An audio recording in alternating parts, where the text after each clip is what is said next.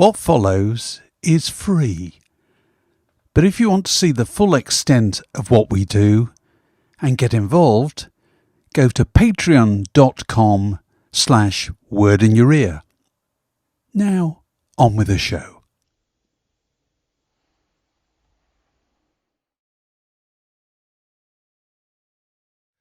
Okay, welcome to another string to our bow, which we're calling Word Down Your Way, which is dedicated to artists and performers of all kinds who are heading out live and maybe coming your way. In this case, your way particularly applies if you're within reach of London and the South East, because our special guest is old friend of the pod, world Beatles expert, Mark Lewisohn. Mark, delightful to see you. Terrific. Thank you very much, David. Thank you, Mark. Hi, both of you.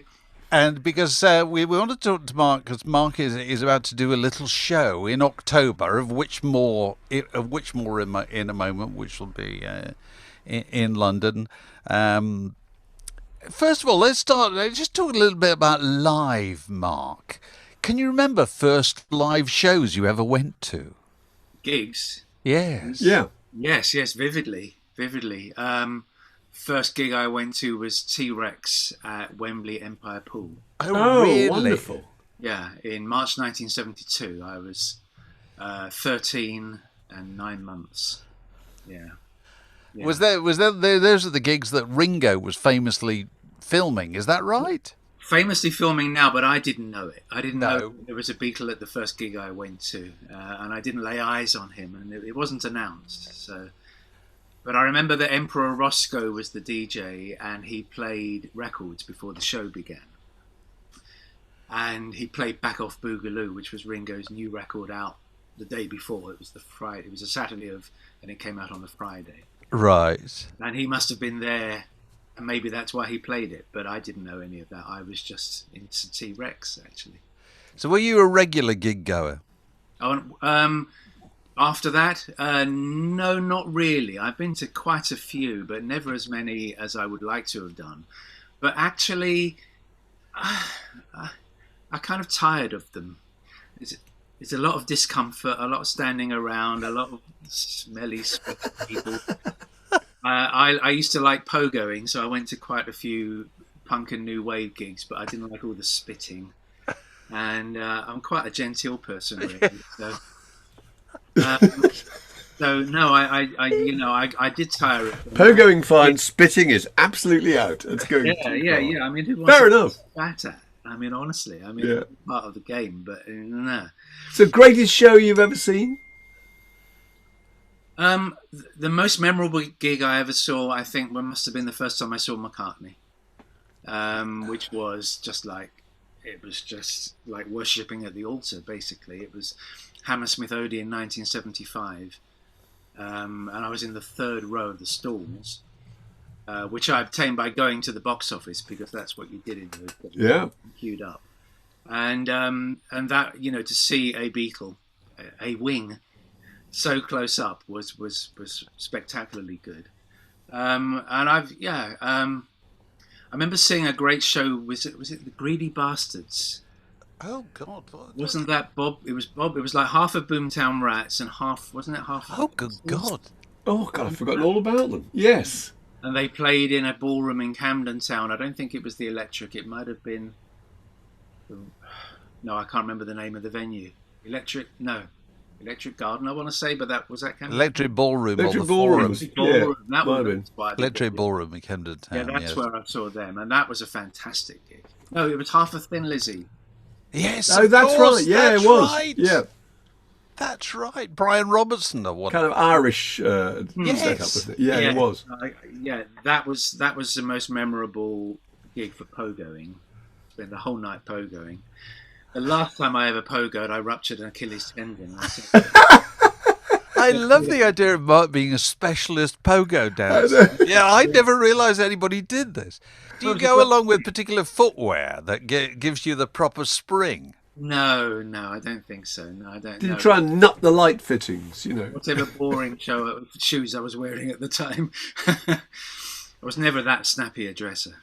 So, tell us about your experience touring, because you toured with your show about Abbey Road called Hornsey Road, didn't you? Yeah. I mean, it was the first time you've done that, wasn't it? Tell us about that. It was, and it was also the first time that anybody's toured an album without playing it. Yes. An album celebration that's merely talked about as opposed to played live. Although I did play music in the show, I wasn't playing an instrument myself. That was a great experience. That was a necessity, as this new show is a necessity, because this trilogy I'm writing is so very long, taking so incredibly long between volumes, that I've got no actual income. I had a big wad of money at the very start, but that's a long time ago, and it's thinned right out now. So I have really no income to speak of, and life's expensive for all of us, bills and so on. So I decided I needed to do something to generate some income. What better than talking about the Beatles? And since I have, an incredible archive, I have to say I do have an incredible Beatles archive. Put it to use. It's to talk about the Beatles is second nature to me, and a lot of people enjoy hearing it. We have to ask about the second volume. I mean, it must be appalling to be asked that all the time. But roughly, when do you think it might? For us people desperately anticipating its arrival, when might it arrive? I really appreciate the fact that people do ask, and I really appreciate the fact that to hear that you say that you're desperate for it, and I love that. But I have no idea of the answer to your question, I'm afraid. I can't give an answer. Every time I gave any kind of prediction on this project, it ends up looking stupid. It is ridiculously complex book to write. And, I know many people who have started and finished and produced to publication books since, while I've been working on volume 2 of the trilogy. Yeah. And I'm as envious as anything of them. But this is a massively weighty job. So roughly, the volume 1 ended, I think, it's just that they're making the first album. This is going to end, I think, at the end of '66. Is that right? When they must be starting Sergeant Pepper and mixing Penny Lane and... It does. Yes, I keep saying, I have kept saying that I will know when I write it where its natural end should be. Yeah. If I predict it in advance, then I'm working towards a goal that isn't naturally its organic one. But it will be about and probably the end of 1966. That may alter. It's not set in stone. But it seems like a right place to break it. Because then the next volume, the one I'm writing now, is precisely 4 years, 63, 4, 5, 6. And the one after that becomes precisely 4 years of 67, 8, 9, 70. But I don't know when it's out. It's going to make Tune In look quite thin, I think. Got to make it look like a back pocket read. Yeah, I mean a pamphlet. I'm writing not just. I mean, I keep turning up tranches of documents, and that is what I do. I look for pieces of paper. I look for information that's going to enable me to tell the story even more accurately and fully, and so that we understand it with even greater clarity and appreciation as well. But every time I find new documents, there's a lot to consider. There's a lot to. I mean, I've been trawling and hauling in stuff for decades now. And it's all very well having it, but it's actually knowing what it's telling you and how to make strategic and coherent sense of that is the challenge. And I've said this many times, but I'm on my own. I'm not a team of people. When I worked on the Beatles anthology for the Beatles, we were a team, a big team.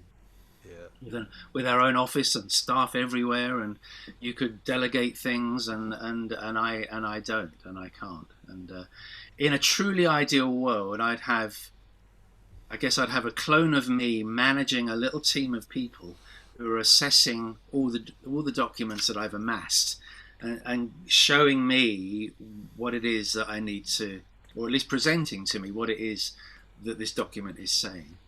But I don't. But what I do have to do is I can't spend 12 months writing anymore, because then I'll starve. So right. Fair enough. It had to shift to become 9-10 months writing, and 2.5 months or 3 months of doing something that generates money to pay for the other 9 months. So tell us about this, these shows that you're doing in October. in London. The show is called Evolver 62. Evolver being, if you like, the overall title, but 62 being its subtitle. Evolver : 62. And it is 62 short stories about the year 62. Right. It was originally going to be called 62/62, and then I thought 62 squared, and that got complicated. Just 62. But it is 62 stories, each one about 2 minutes, so quite rapid fire. Right. So you'll get 62 stories about the year of 62 in a 62-minute first half and a 62-minute second half, probably against the clock for a bit of theatrical drama. Fantastic. That's such a good idea. I want to know, because Mark, you're terribly good at this, because Mark and I both came to your, when you did a run-through of your Abbey Road, Hornsey Road thing back in 2019. Yeah. You did a run-through at the theatre where you're doing this, isn't it? It's the Bloomsbury? The run-through in the little performance space that they've got, and this one is in the theatre. Oh, it was in the bigger theatre. Okay, fine. Well, you did, and I remember being outside afterwards in the reception with Mark, Paul Denoy, and Richard Williams, all going, "I never knew that. Did you know that? I never knew that." Yeah, the newspaper clipping about Mean Mr. Mustard. Did you know that? That's right. That the hit of the show. That really was. And it really was. It really was. Something wonderful about standing on stage and making people laugh. I mean, I can understand the drug of being a comedian. Yes. Because it's feeling to feel the wave of laughter. And in that respect, it was just showing pieces of old newspaper. But yeah, there's no great punchline, is there? But it's just, as soon as you're moving towards something that the Beatles story is so kind of familiar, as soon as somebody dangles a little bit that's unfamiliar, you go, "Oh my goodness!" Yeah. This changes my perception of this. The punchline about Mustard this year in 2022 is that he used to turn off electricity because of the high cost of bills. And this Doesn't he look ahead of the game? All of them become Mr. Mustards this year. No, that's right. It's just the fact that he existed. We didn't know that. Are you going to use the same system then? Just bits of newspaper clippings and then the odd bit of audio. You're going to play audio files like you did last time. What I've done is curate a show with 62. That's a modern word, isn't it? Curate. Yes, it is. Yeah. 62 short stories based on information, based on content of my archive.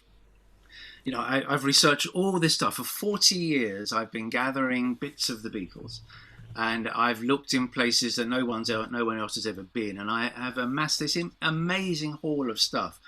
And it's either literally locked away in a filing cabinet or it's locked away on my computer. And I used it to underpin the writing of Tune In. It told me what it was I needed to say. It is the story, and my writing is merely the weaving of it. But it seems wrong that all these things are kind of locked away. I mean, they're beautifully illuminating, and they're laugh out loud funny, and they're surprising, and all the emotions that you get with the Beatles. That constant surprise and engagement and love of it. So it's time to get them out and show people as a way of giving. I mean, you two guys use Patreon, right, for your work. Yeah.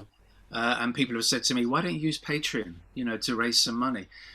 Well, I don't know. Maybe it's something about my age or just the way I was brought up. But it's horses for courses. It just doesn't seem to suit me.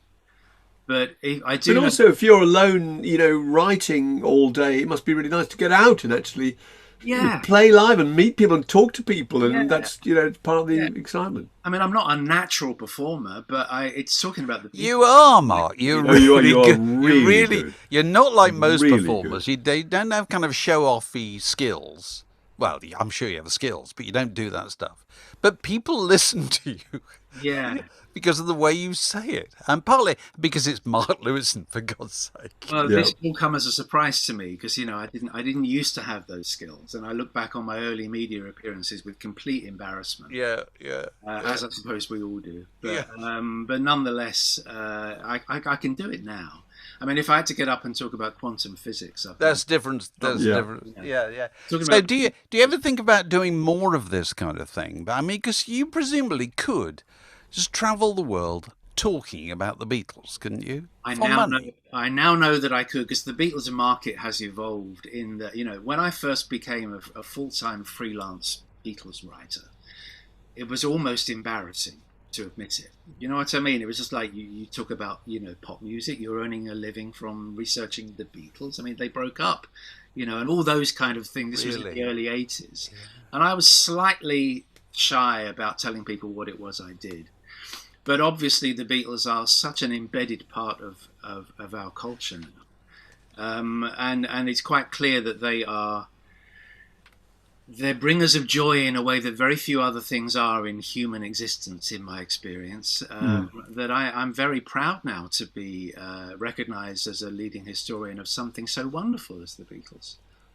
But also, if you think of all the millions of people who would have seen the Get Back movie, that makes and realised that even people on the periphery of the Beatles were fascinated by incredible detail. Yes, that's you'd now be able to go out and just tour each one of the Beatles albums or whatever in immense detail, and people would love it. I could, and I will be looking to do something in 2023 and 2024 and 2025, and what I'm doing here with Evolver could become an annual strand, or I might vary it and just do a given day and talk about a day, because you can do deep. And the thing about the Beatles is, I mean, one of the strap lines of the blurb for the tour is, the deeper you go, the higher you fly.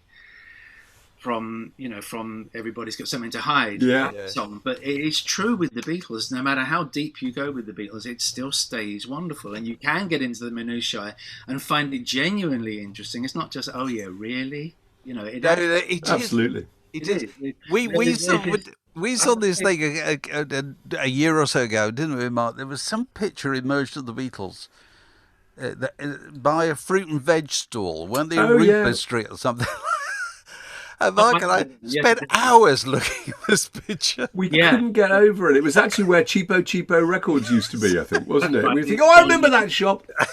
It's one of those things now where I have since walked across that spot, and I've stopped for a moment and thought, they stood here. And I thought, how old am I? I'm not 14 anymore, but I know. You can't shake it off, and it's lovely. Well, I was in Newcastle a couple of weeks ago, and I wanted to go to the Royal Turks Head Hotel, which is where a revolutionary moment occurred, which was John Lennon and Paul McCartney sat themselves on twin beds in a hotel room, facing one another close as they did, left-hander to right-hander, and wrote "She Loves You." Right. And I knew it was that hotel, and I was in Newcastle, and I just had to go there. I had to. And there's a picture of John Lennon the next day, well, that day actually, signing an autograph with his arm around a couple of girls outside with the hotel in the background, and I just went and saw where it was taken. Fantastic. Yeah, because, I mean, without She Loves You, where would we be? Where would we be? Well, look, your shows you're currently doing 3 shows at the Bloomsbury Theatre in October. Will there be more? We'll see. I'd like to tour it, but when I toured Hornsey Road in 2019, it was a deeply time-consuming exercise. I mean, I spent a lot of time in vans hurtling up the motorways and all of that, service station sandwiches, and it was great, and I'm very glad I did it. But as everyone's saying to me, Mark, you've got a book to write, So my idea is to get out there, make some money, and come back and use it while I'm writing the book. So I'm not planning to tour it, but if the demand is there, then we'll add some shows, perhaps, because it won't be too difficult to do that. But yeah, that's why it's only in London. Okay, well, we're all looking forward to it. Can't wait. Do you go and rehearse, Mark? Have you done rehearsal? I did a performance of it for the first time a few nights ago for a couple of friends who are copyright experts. Right. Able to advise me on the copyright content and where things I might need to change or must clear or whatever. Because it's full of pictures and documents, and it's the joys of an archive. What it is it's the component pieces of a life, and it's not my life, it's their life. Just bits and pieces of letters and telegrams and receipts and photographs and recordings, and just plugged together. Another way of putting it is jigsaw puzzle pieces. Just finding as many as you can and putting them down, and then you can see what the story is. And this show is a whole load of jigsaw puzzle pieces. And I'm very proud to be presenting it because there's such a lot of freshness in it. I mean, I know you're going to wind up, but the world we live in at the moment is complete and utter shit. There's absolutely no doubt about it. Government in this country and in many countries around the world are truly, truly terrible things. Scandalous things are happening multiple times a day on a daily basis and have been for months and months, if not years and years. And we're living in this, and the people who are elected to be our representatives are just not fit for office. There are very few things in life that can actually give you a proper emotional lift.